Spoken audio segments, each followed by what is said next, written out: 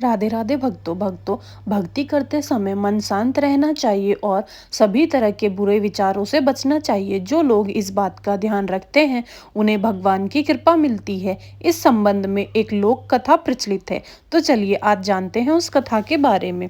भक्तों, कथा के अनुसार पुराने समय में दो संत एक साथ रहते थे। दोनों की भक्ति का तरीका अलग अलग था। एक संत दिन भर तपस्या और मंत्र जाप करते रहता, जबकि दूसरा संत रोज सुबह शाम पहले भगवान को भोग लगाता और फिर स्वयं भोजन करता। एक दिन दोनों के बीच में झगड़ा होने लगा कि बड़ा संत कौन है।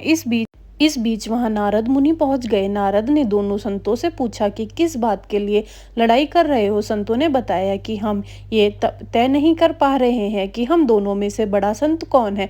नारद जी ने कहा कि ये तो छोटी सी बात है, इसका फैसला मैं कल कर दूंगा। अगले दिन नारद मुनि ने मंदिर में दोनों संतों की जगह के पास हीरे की एक एक अंगूठी रख दी। पहले तप करने वाला संत वहां पहुंचा, उसके एक अंगूठी देखी और चुपचाप उसे अपने आसन के नीचे छिपाकर मंत्र जाप करने लगा। कुछ देर में दूसरा संत भगवान को भोग लगाने पहुंचा। उसने भी हीरे की अंगूठी देखी, लेकिन उसने अंगूठी की ओर ध्यान नहीं दिया। भगवान को भोग लगाया और खाना खाने लगा। उसने अंगूठी नहीं उठाई। उसके मन में लालच नहीं आया, क्योंकि उसे भरोसा था कि भगवान रोज उसके लिए खाने की व्यवस्था जरूर करेंगे। कुछ देर बाद वह नारद जी वहां आ गए।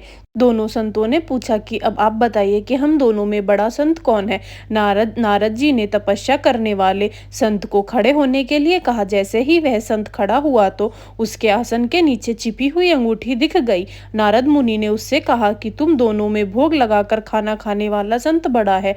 तपस्या करने वाला संत में चोरी करने की बुरी आदत है। उसने भक्ति के समय भी चोरी करने में संकोच नहीं किया, जबकि भोग लगाने वाले संत ने अंगूठी की ओर ध्यान तक नहीं दिया। इस कारण से भोग लगाने वाला संत ही बड़ा हुआ। भक्तों, इस प्रसंग से हमें सीख मिलती है कि भक्ति तभी सफल होती है जब भक्त के मन में बुरे विचार ना हो, भक्त बुरे काम ना करता हो। जिस भक्त के विचार पवित्र हैं और जो बुरे कर्मों से दूर है, सिर्फ उसे ही भगवान की कृपा मिलती है। वीडियो पसंद आई हो तो कमेंट बॉक्स में राधे राधे जरूर लिखें। राधे राधे भक्तों।